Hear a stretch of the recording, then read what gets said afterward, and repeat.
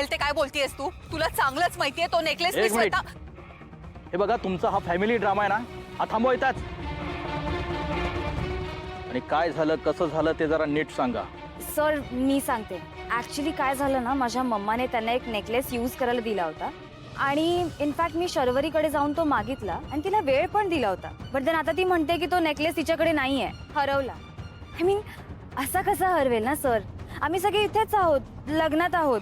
आणि ती म्हणाली की आता मी शोधते पण तो सापडत नाहीये. सर मला हे सगळे ना रिझन्स वाटतायत, खोटं बोलते ती.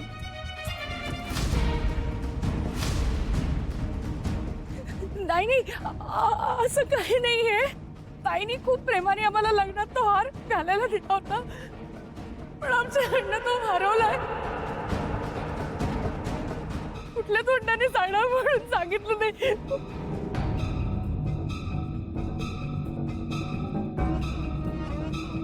समायरा, हे असले आरोप आमच्यावर लावू नकोस. माझ्या पुढे असं काही करणार नाही त्याची खात्री आहे मला. काहीतरी गडबड झाली असणार. एक्झॅक्टली काका, गडबड तर आहेच ना. आता मला सांगा, नेकलेस हरवला होता तर शर्वरीने आधीच सांगायचं ना की नेकलेस हरवलाय. मी विचारल्यावर तिने का सांगितलं की नेकलेस हरवला? I feel there something really fishy. Samaira, ऐन लग्नात हे सगळं कशासाठी? मला माहितीये तुला मी आणि माझ्या मुली नाही आवडत, कळतंय मला सगळं, पण आम्ही अशाच आहोत ग. आणि तू पण आता लहान नाही राहिलीयस. असं कुठे गळ्यात गळे घालून पडायचंय आपल्याला आता? कधीतरी सणासुदीला भेटतो ना फक्त आपण, तरी सुद्धा एवढा राग राग करतेस? मी तुला कायम माझ्या मुलीसारखंच मानलंय ग.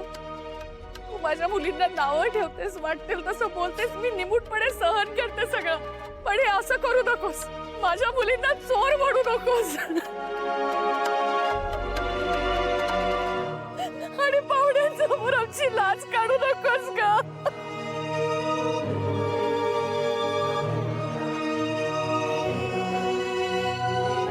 अगं मग खरं बोल ना मावशी, हे सगळं करावं लागणारच नाही मला. तुला जर असं वाटतंय की मी खोटं बोलते तर मग प्रूफ कर. जर तू तो नेकलेस चोरला नाहीयेस तर मला रिटर्न कर. It's that simple.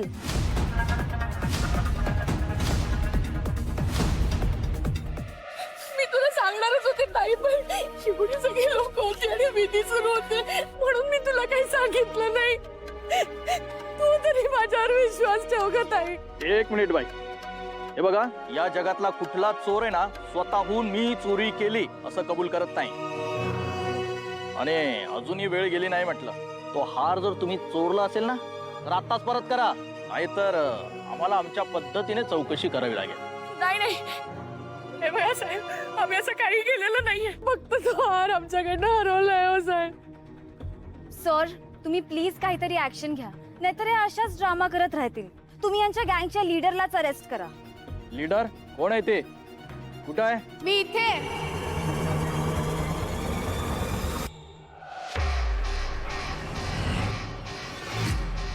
माझ्याबद्दल बोलते ती. खूप रिस्पेक्ट आहे ना तिला माझ्याबद्दल, म्हणून नाव नाही घेत माझं. हो ना समायरा?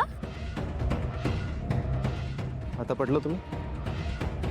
तरी सांगत होतो या मुलींपासून दूर राहा. आज तर हिला चोरी करताना रंगेहात पकडलं सुद्धा आहे मी. दादा ऐक माझं, तुझं काहीतरी कन्फ्युजन होतंय. या 4 मुली अशा नाहीयेत. सर खोटं बोलते ती.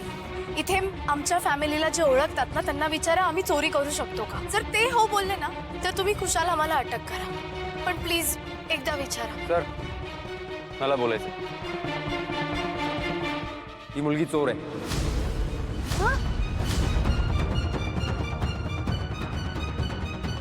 मी हिला गेस्टची पर्स चोरताना स्वतःच्या डोळ्यांनी पाहिलं. हिला शिक्षा झालीच पाहिजे.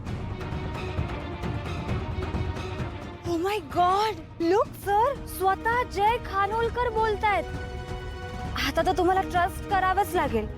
तुम्ही ना सर या सगळ्या फॅमिलीलाच अरेस्ट करा. सर एक मिनिट, अटक करायच्या आधी मला समायराशी 5 मिनिटं बोलायचं. एक मिनिट. तुम्ही तिच्याशी आता काहीच बोलू शकत नाही. इट्स ओके सर, 5 मिनिटं तर देऊच शकतो ना हिला. बोल, काय बोलायचंय? इथे नाही, चल.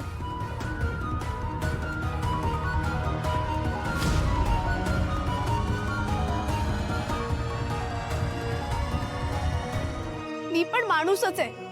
पण हा, तुझ्यासारखी नाही. तू मला पर्स घेताना बघितलं मान्य आहे, पण त्यामागे काय कारण आहे हे एकदा ऐकून तरी घ्यायला हवं होतंस. अरे तुझ्यापेक्षा त्या बायका बऱ्या, त्यांनी माझं ऐकून तरी घेतलं. आणि बाय द वे, आम्ही मुलाकडचे आहोत बरं का, आणि तू मला चोर बोललास. एक मिनिट. मला जे दिसलं ते बोललोय मी. आणि माझ्या जागी दुसरं कोणी असतं ना तरी हेच केलं असतं.